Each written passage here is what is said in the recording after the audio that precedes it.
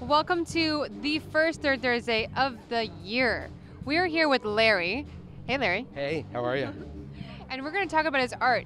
I just saw him doing this with spoons, so we're going to find out a little bit more about this. So yeah, exactly. These are his tools. So Yes. please tell us a little bit more about this technique. Technique happened. Well, to be honest with you, I went ahead and rescued these compression foam pieces from the Scientology building because they just finished it and I work around there.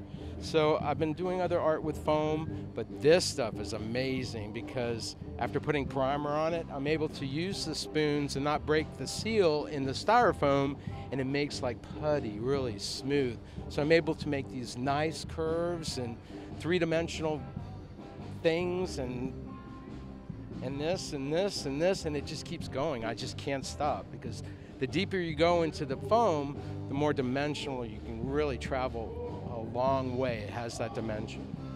So how did you start doing this art?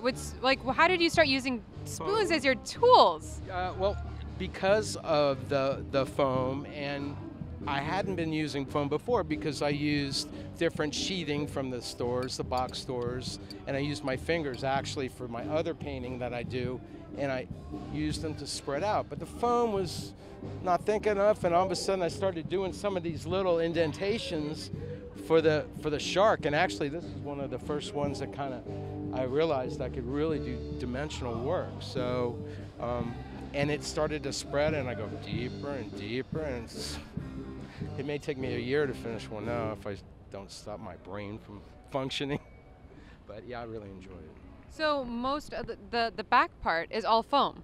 Yeah, this is really thick. This is about 2 inches thick. You can see on the sides how thick it is. Now also it has, if I turn this off, it's got black light.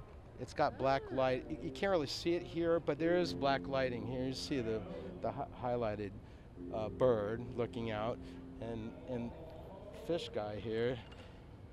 Oh, it's just, I love it. I'm in love with my own work, I guess, you know.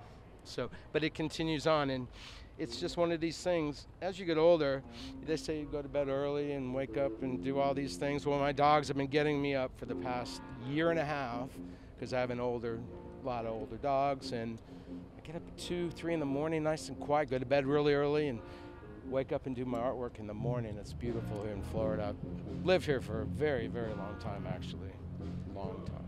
So tell us, how has the art kind of family been here in Orlando for you? For how has what? The art family been here for you in Orlando? Oh, it's been wonderful. The CityArts has, and Kat has been a wonderful person to reach out to. She always responds to you. I failed to come to a couple of things because of the weather. I'm really picky, and artists are a pain in the neck, you know, because they're sometimes a little bit jaded or whatever you want to call it. But no, the city in this town, I can't wait for this city to even grow further and be able to display my artwork.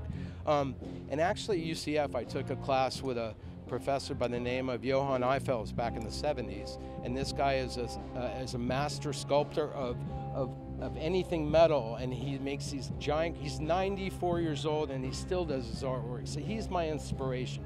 Johann Eiffels, professor at UCF, a wonderful man, crazy hair like mine. So I live for that guy. So if you could do anything crazy with Johann, what would it be? Well, Johann does his own thing, so he would probably criticize my work, he'd like it, encourage me, but I would never get in his way.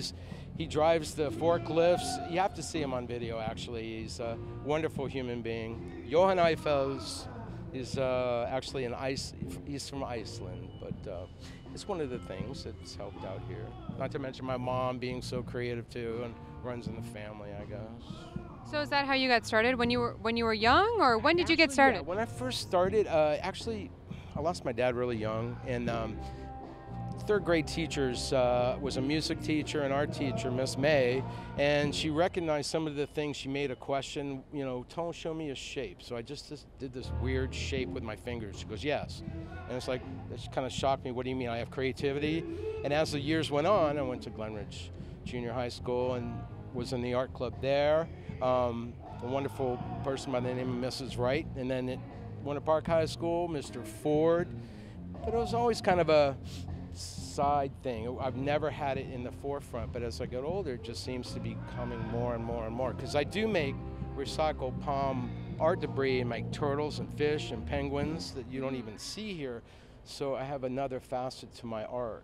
And also other blacklight artwork that is a little bit more contained. So it just keeps coming and coming. So it sounds like you have a lot of different mediums that you work with. Yeah. Where do you want to go next? Where is something that you don't know anything about that you might want to go to next?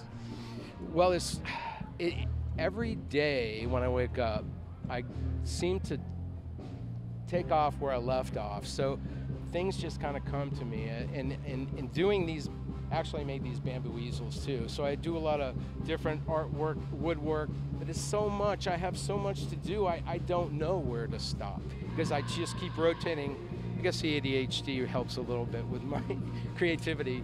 But yeah, I don't know. I really want to see my work take off. Maybe some of these artworks show up in a nice high-rise and nice empty spaces that I can help people fill. And it's really light. I mean, you would think these are heavy, but it's the durability and simplicity of this material that makes it so wonderful. I don't know where I'm gonna go next. I'm gonna let it guide me. But you know what? I can actually see these pieces of art on walls in really fancy buildings. I can absolutely see that. Thank you. Thank you very much.